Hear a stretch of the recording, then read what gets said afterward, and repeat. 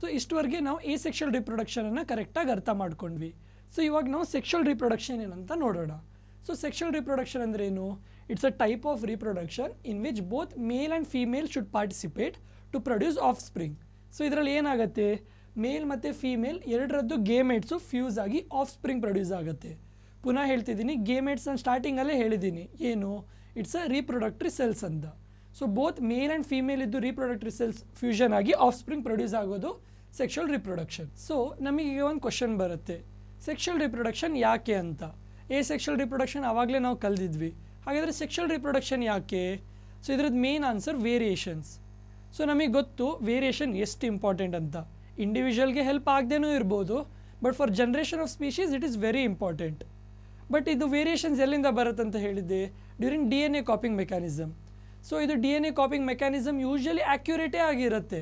So ನಾವು ಇದ್ರ ಮೇಲೆ ಡಿಪೆಂಡ್ ಆಗಿ ಇರೋಕ್ಕಾಗೋದಿಲ್ಲ ವೇರಿಯೇಷನ್ಸ್ ತರೋಕ್ಕೆ. ಸೊ ಇದು ವೇರಿಯೇಷನ್ಸ್ ಮೇನ್ಲಿ ತರೋಕ್ಕೆ ಏನಾದರೂ ಫಾಸ್ಟರ್ ಮೆಥಡ್ ಬೇಕು. ಸೊ ಇದಕ್ಕೆ ಸೆಕ್ಷುವಲ್ ರಿಪ್ರೊಡಕ್ಷನ್ ಹೆಲ್ಪ್ ಮಾಡುತ್ತೆ. ಸೊ ಇವಾಗ ನಾವು ನೋಡೋಣ ಈ ಸೆಕ್ಷುವಲ್ ರಿಪ್ರೊಡಕ್ಷನ್ ವೇರಿಯೇಷನ್ ಇನ್ಕ್ರೀಸ್ ಮಾಡೋಕ್ಕೆ ಹೇಗೆ ಹೆಲ್ಪ್ ಮಾಡುತ್ತೆ ಅಂತ.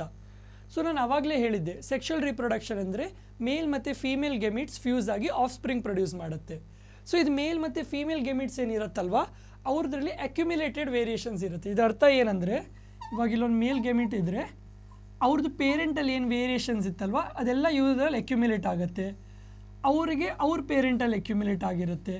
ಸೊ ಇದೇ ಥರ ವೇರಿಯೇಷನ್ಸ್ ಅಕ್ಯುಮಿಲೇಟ್ ಆಗ್ತಾನೆ ಇರುತ್ತೆ. ಸೊ ಇದು ಫೀಮೇಲ್ ಗೆಮಿಟ್ಸು ಅದೇ ಥರ ಇರುತ್ತೆ. ಸೊ ಇವರಿಬ್ಬರು ಗೆಮಿಟ್ಸ್ ಫ್ಯೂಸ್ ಮಾಡಿದ್ರೆ ಏನು ಆಫ್ ಸ್ಪ್ರಿಂಗ್ ಪ್ರೊಡ್ಯೂಸ್ ಆಗುತ್ತೆ, ಇವ್ರದ್ರಲ್ಲಿ ಇವ್ರ ಪೇರೆಂಟಲ್ಲಿದ್ದ ಎಲ್ಲ ವೇರಿಯೇಷನ್ಸು ಇರುತ್ತೆ, ಪ್ಲಸ್ ನ್ಯೂ ವೇರಿಯೇಷನ್ಸು ಬರ್ಬೋದು. ಸೊ ಈ ಥರ ವೇರಿಯೇಷನ್ಸ್ ಇನ್ಕ್ರೀಸ್ ಆಗುತ್ತೆ ಸೆಕ್ಷುವಲ್ ರಿಪ್ರೊಡಕ್ಷನಲ್ಲಿ. ಸೊ ಇವಾಗ ನಿಮ್ಗೆಲ್ರಿಗೂ ಒಂದು ಕ್ವಶನ್ ಬಂದಿರಬೇಕು, ನೀವು ಕೇಳಬೇಕು ನನಗೆ, ಅಣ್ಣ ಆಫ್ ಸ್ಪ್ರಿಂಗಿಗೆ ಎರಡೂ ಪೇರೆಂಟ್ ಡಿ ಎನ್ ಎ ಕೊಡ್ತಾ ಇದೆ, ಅಂದರೆ ಆಫ್ ಸ್ಪ್ರಿಂಗಲ್ಲಿ ಡಿ ಎನ್ ಎ ಡಬಲ್ ಆಗಿರಬೇಕಲ್ವಾ ಅಂತ. ಅದು ಪುನಃ ಅದು ಇನ್ನೊಂದು ಆಫ್ ಸ್ಪ್ರಿಂಗ್ ಜನ್ರೇಟ್ ಮಾಡಿದ್ರೆ ಅದಕ್ಕಿಂತ ಡಬಲ್ ಆಗುತ್ತೆ. ಸೊ ಇದು ಪ್ರೊಸೆಸ್ ಹಾಗೇ ಹೋಗ್ತಾ ಇರುತ್ತಾ ಅಂತ ಕ್ವಶನ್ ಬರಬೇಕು. ಸೊ ಇದ್ರದ್ದು ಆನ್ಸರ್ ಇಲ್ಲ. ಎಲ್ಲ ಸೆಲ್ಸಲ್ಲೂ ಯಾವತ್ತೂ 2n ನಂಬರ್ ಆಫ್ ಕ್ರೋಮೋಸೋಮ್ಸೇ ಇರೋದು. ಬಟ್ ರೀಪ್ರೊಡಕ್ಟ್ರಿ ಸೆಲ್ಸಲ್ಲಿ ಥ್ರೂ ಮಿಯೋಸಿಸ್ಸು ಬರೀ n ಕ್ರೋಮೋಸೋಮ್ಸ್ ಮಾತ್ರ ಪಾರ್ಟಿಸಿಪೇಟ್ ಮಾಡುತ್ತೆ. ಸೊ ಏನು ಫ್ಯೂಸ್ ಆಗುತ್ತಲ್ವ, ಸೊ ಮೇಲ್ ಮತ್ತು ಫೀಮೇಲ್ ಎರಡೂ n ಕ್ರೋಮೋಸೋಮ್ಸ್ ಮಾತ್ರ ಕೊಡುತ್ತೆ. ಸೊ ಟೋಟಲ್ ಚೈಲ್ಡಲ್ಲಿ 2n ಕ್ರೋಮೋಸೋಮ್ಸ್ ಇರುತ್ತೆ. ಸೊ ಇದೇನು ಪ್ರಾಸೆಸ್ ಇದೆ ಅಲ್ವಾ ಸೆಲ್ ಡಿವಿಷನ್ದು, ಅದಕ್ಕೆ ನಾವು ಮಿಯೋಸಿಸ್ ಅಂತ ಹೇಳ್ತೀವಿ. ಸೊ ನಾನು ಸ್ಟಾರ್ಟಿಂಗಿಂದ ಗೆಮೀಟ್ ಅಂತ ಹೇಳ್ತಾ ಇದ್ದೀನಿ, ಮೇಲ್ ಗೆಮೀಟ್ ಫೀಮೇಲ್ ಗೆಮೀಟ್ ಅಂತ. ಸೊ ನಿಮ್ಗೊಂದು ಕ್ವಶನ್ ಬಂದಿರಬೇಕಿತ್ತು, ಇದು ಮೇಲ್ ಗೆಮೀಟ್ ಮತ್ತು ಫೀಮೇಲ್ ಗೆಮೀಟ್ ಸೇಮ್ ಇರುತ್ತಾ ಅಂತ. ಬಂದಿದೆಯಾ? ಸೊ ಇದ್ರದ್ದು ಆನ್ಸರ್ ಆ್ಯಕ್ಚುಲಿ ನೋ. ಏಕೆಂದರೆ ಝೈಗೋಟ್ ಏನು ಫಾರ್ಮ್ ಆಗುತ್ತಲ್ವ, ಝೈಗೋಟ್ ಅಂದರೆ ಏನು, ಮೇಲ್ ಮತ್ತು ಫೀಮೇಲ್ ಗೆಮಿಟ್ ಫ್ಯೂಸ್ ಆಗಿ ಏನು ಬರುತ್ತಲ್ವ, ಸೊ ಅದು ಝೈಗೋಟ್. ಅದು ಮತ್ತೆ ಡೆವಲಪ್ ಆಗಿ ಆಫ್ ಸ್ಪ್ರಿಂಗ್ ಆಗುತ್ತೆ. ಸೊ ಇದು ಡೆವಲಪ್ಮೆಂಟ್ ಆಗಬೇಕಾದ್ರೆ ನೆಸೆಸರಿ ಫುಡ್ ಮತ್ತು ಎನರ್ಜಿ ಸ್ಟೋರ್ಸ್ ಬೇಕು. ಸೊ ಇದಕ್ಕೆ ಎರಡೂ ಸೇಮ್ ಇರೋದಿಲ್ಲ.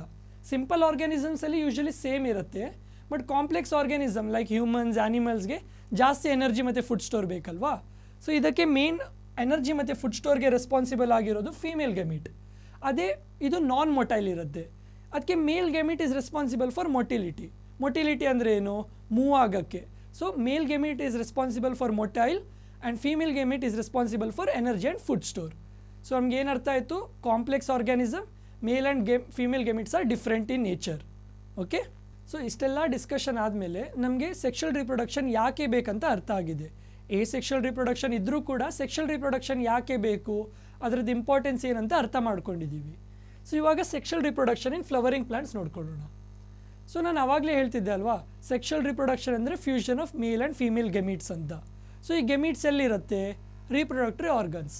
ಅದೇ ರೀಪ್ರೊಡಕ್ಟರಿ ಆರ್ಗನ್ಸ್ ಪ್ಲಾಂಟ್ಸಲ್ಲಿ ಫ್ಲವರ್ಸಲ್ಲಿ ಇರುತ್ತೆ. ಸೊ ಈ ಫ್ಲವರ್ಸ್ ಕೂಡ ಎರಡು ಟೈಪ್ ಇದೆ, ಯೂನಿಸೆಕ್ಷುವಲ್ ಮತ್ತು ಬೈಸೆಕ್ಷುವಲ್. ಸೊ ನಾವು ಫಸ್ಟ್ ಬೈಸೆಕ್ಷುವಲ್ ಫ್ಲವರ್ ಏನಂತ ನೋಡೋಣ.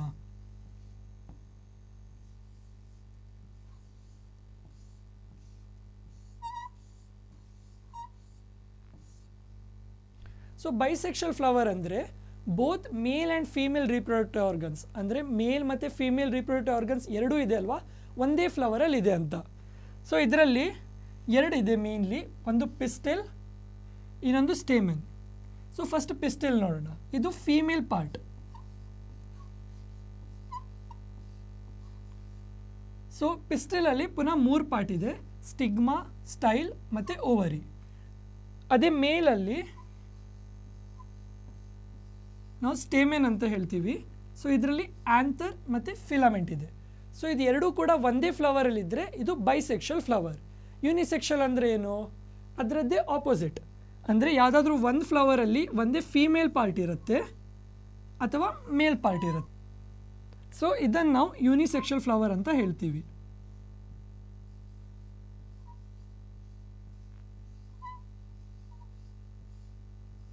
ಸೊ ಇವಾಗ ಈ ಬೈಸೆಕ್ಷುವಲ್ ಫ್ಲವರ್ ಅರ್ಥ ಮಾಡ್ಕೊಳ್ಳೋಕ್ಕೆ ನಾವು ದಾಸವಾಳ ಹೂ ಇಮ್ಯಾಜಿನ್ ಮಾಡ್ಬೋದು. ಹೈಬಿಸ್ಕಸ್ ಹೂ ಹೇಳ್ತೀವಲ್ವಾ, ಅದೊಂದು ಬೈಸೆಕ್ಷುವಲ್ ಫ್ಲವರ್. ಸೊ ಫಸ್ಟ್ ನಾವು ಇದು ಮೇಲ್ ಪಾರ್ಟ್ ನೋಡೋಣ, ಸ್ಟೆಮೆನ್. ಸೊ ಇದರಲ್ಲಿ ಎರಡು ಪಾರ್ಟ್ ಇದೆ, ಆಂಥರ್ ಮತ್ತು ಫಿಲಮೆಂಟ್. ಸೊ ದಾಸವಾಳ ಹೂವಲ್ಲಿ ಯೆಲ್ಲೋ ಕಲರ್ ಇರುತ್ತಲ್ವಾ, ಸೊ ಅದಕ್ಕೆ ನಾವು ಪೋಲನ್ ಅಂತ ಹೇಳ್ತೀವಿ. ನಾವು ಟಚ್ ಮಾಡಿದ ಕೂಡಲೇ ನಮ್ಮ ಕೈಗೆ ಬರುತ್ತೆ. ಸೊ ಅದಕ್ಕೆ ಅಟ್ಯಾಚ್ ಆಗಿರೋದು ಅದಕ್ಕೆ ನಾವು ಫಿಲಾಮೆಂಟ್ ಅಂತ ಹೇಳ್ತೀವಿ. ಇದನ್ನು ಎಂಟೈರ್ ಆಗಿ ನಾವು ಆಂಥರ್ ಅಂತ ಹೇಳ್ತೀವಿ. ಅದೇ ಫೀಮೇಲ್ ಪಾರ್ಟಲ್ಲಿ ತುದಿಯಲ್ಲಿರುತ್ತಲ್ವ ದಾಸವಾಳ ಹೂದು, ಅದಕ್ಕೆ ಸ್ಟಿಗ್ಮಾ, ಈ ಪಾರ್ಟನ್ನು ಸ್ಟಿಗ್ಮಾ ಅಂತ ಹೇಳ್ತೀವಿ. ಅದೇ ಬಾಟಮ್ ಪಾರ್ಟಲ್ಲಿ ನಾವು ದಾಸವಾಳ ಹೂ ಕಟ್ ಮಾಡಿದರೆ ನಮಗೆ ಈ ಥರ ಓವರೀಸ್ ಕಾಣುತ್ತೆ. ಸೊ ಇದು ಫೀಮೇಲ್ ಪಾರ್ಟ್. ಸೊ ಇವಾಗ ನಾವು ಕಂಪ್ಲೀಟ್ ರೀಪ್ರೊಡಕ್ಟರಿ ಪ್ರಾಸೆಸನ್ನು ನೋಡೋಣ. ಸೊ ಈ ಪ್ಲ್ಯಾಂಟ್ಸಲ್ಲಿ ಹೇಗೆ ಮೇಲ್ ಗೆಮಿಟ್ಸ್ ಬಂದು ಫೀಮೇಲ್ ಗೆಮಿಟ್ ಜೊತೆ ಫ್ಯೂಸ್ ಆಗುತ್ತೆ ಅಂತ ಕರೆಕ್ಟಾಗಿ ಅರ್ಥ ಮಾಡ್ಕೊಳ್ಳೋಣ. ಸೊ ಇದು ಪೋಲನ್ ಗ್ರೇನ್ಸ್ ಇರುತ್ತಲ್ವಾ. ಪೋಲನ್ ಗ್ರೇನ್ಸ್ ಅಂದರೆ ಏನು? ನಾವು ಹೈಬಿಸ್ಕಸಲ್ಲಿ ನಾನು ಹೇಳಿದೆ ಅಲ್ವಾ, ಯೆಲ್ಲೋ ಕಲರ್ ಇರುತ್ತೆ. ಸೊ ಅದರಲ್ಲಿ ಮೇಲ್ ಗೆಮಿಟ್ ಇರುತ್ತೆ. ಸೊ ಇದೇನಾದರೂ ಏಜೆಂಟ್, ವಿಂಡ್ ಏಜೆಂಟ್ ಅಥವಾ ಇನ್ಸೆಕ್ಟ್ ಜೊತೆ ಟಚ್ ಆಗಿ ಸ್ಟಿಗ್ಮಾ ಹತ್ರ ಬಂದು ಸೆಟಲ್ ಆಗುತ್ತೆ. ಈ ಪ್ರೊಸೆಸನ್ನು ನಾವು ಪಾಲಿನೇಷನ್ ಅಂತ ಹೇಳ್ತೀವಿ. ಸೊ ಒಂದು ಸತಿ ಪೋಲನ್ ಗ್ರೇನ್ಸ್ ಇಲ್ಲಿ ಬಂದು ಸೆಟಲ್ ಆದಮೇಲೆ ಒಂದು ಪೋಲನ್ ಟ್ಯೂಬ್ ಡೆವಲಪ್ ಆಗುತ್ತೆ. ಆ ಪೋಲನ್ ಟ್ಯೂಬ್ ಥ್ರೂ ಮೇಲ್ ಗೆಮಿಟ್ ಪಾಸ್ ಆಗಿ ಇಲ್ಲಿ ಓವ್ಯೂಲಲ್ಲಿ ಫೀಮೇಲ್ ಗೆಮಿಟ್ಸ್ ಇರುತ್ತೆ. ಸೊ ಈ ಪೋಲನ್ ಟ್ಯೂಬಿಂದ ಮೇಲ್ ಗೆಮಿಟ್ ಪಾಸ್ ಆಗಿ ಫೀಮೇಲ್ ಗೆಮಿಟ್ ಜೊತೆ ಫ್ಯೂಸ್ ಆಗಿ ಝೈಗೋಟ್ ಫಾರ್ಮ್ ಆಗುತ್ತೆ. ಸೊ ಈ ಪ್ರಾಸೆಸ್ ಇದೆ ಅಲ್ವಾ, ಮೇಲ್ ಗೆಮಿಟ್ ಬಂದು ಫೀಮೇಲ್ ಗೆಮಿಟ್ ಜೊತೆ ಫ್ಯೂಸ್ ಆಗಿ ಝೈಗೋಟ್ ಫಾರ್ಮ್ ಆಗೋದು. ಸೊ ಇದನ್ನು ನಾವು ಫರ್ಟಿಲೈಸೇಷನ್ ಅಂತ ಹೇಳ್ತೀವಿ. ಸೊ ಈ ಝೈಗೋಟ್ ಏನು ಫಾರ್ಮ್ ಆಗುತ್ತಲ್ವಾ, so it has capability to develop new plant. ಅಂದರೆ ಝೈಗೋಟಲ್ಲಿ ಹೊಸ ಪ್ಲ್ಯಾಂಟ್ ಮಾಡೋಕೊಳ್ಳೋದು ಶಕ್ತಿ ಇದೆ ಅಂತ ಅರ್ಥ. ಸೊ ಇದು ಫರ್ಟಿಲೈಸೇಷನ್ ಆದಮೇಲೆ ಏನು ಝೈಗೋಟ್ ಇರುತ್ತಲ್ವಾ, ಇದು ಕಂಟಿನ್ಯೂಸ್ ಡೆವಲಪ್ ಆಗಿ ಒಂದು ಎಂಬ್ರಿಯೋ ಅಂತ ಫಾರ್ಮ್ ಆಗುತ್ತೆ ಓವ್ಯೂಲ್ ಒಳಗೆ. ಮತ್ತು ಇದೇನು ಓವ್ಯೂಲ್ ಇದೆ ಅಲ್ವಾ, ಅದೊಂದು ಟಫ್ ಕೋಟ್ ಡೆವಲಪ್ ಮಾಡ್ಕೊಳ್ಳುತ್ತೆ ಮತ್ತು ಸೀಡ್ ಆಗುತ್ತೆ. ಸೊ ನಾವು ಏನು ಸೀಡ್ ಅಂತ ಹೇಳ್ತೀವಲ್ವಾ, ಅದು ಬೇಸಿಕಲಿ ಡೆವಲಪ್ಡ್ ಓವ್ಯೂಲ್. ನಾವು ಆವಾಗಲೇ ಪಿಸ್ಟಲ್ ಸ್ಟ್ರಕ್ಚರ್ ನೋಡಿದ್ದೀವಿ.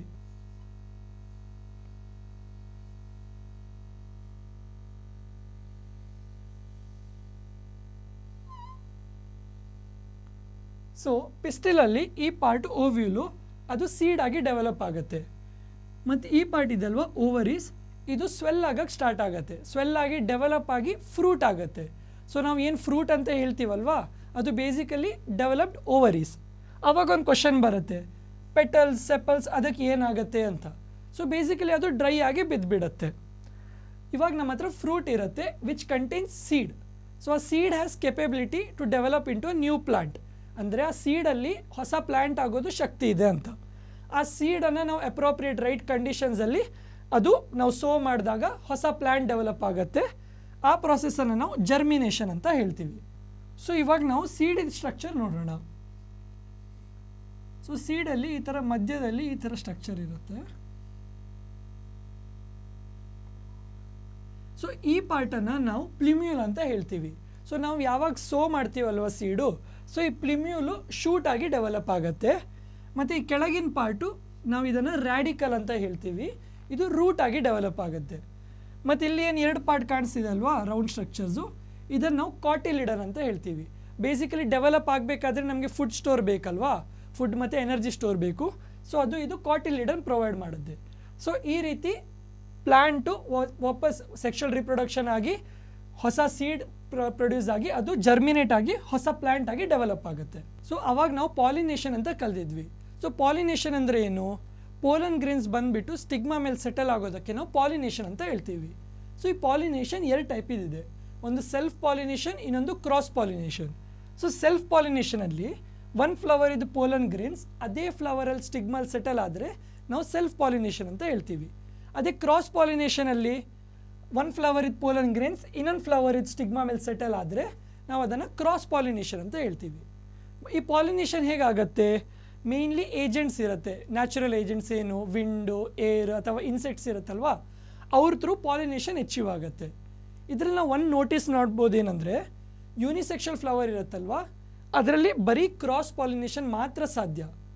ಬೈಸೆಕ್ಷುವಲ್ ಫ್ಲವರಲ್ಲಿ ಎರಡು ಸೆಲ್ಫ್ ಪಾಲಿನೇಷನ್ ಮತ್ತು ಕ್ರಾಸ್ ಪಾಲಿನೇಷನ್ ಸಾಧ್ಯ, ಏಕೆಂದರೆ ಎರಡೂ ರಿಪ್ರೊಡಕ್ಟಿವ್ ಆರ್ಗನ್ಸ್ ಇರುತ್ತೆ ಬೈಸೆಕ್ಷುವಲ್ ಫ್ಲವರಲ್ಲಿ. ಯೂನಿಸೆಕ್ಷುವಲ್ ಫ್ಲವರಲ್ಲಿ since only one reproductive organs ಇರುತ್ತೆ, ಸೊ ಬರೀ ಕ್ರಾಸ್ ಪಾಲಿನೇಷನ್ ಮಾತ್ರ ಸಾಧ್ಯ.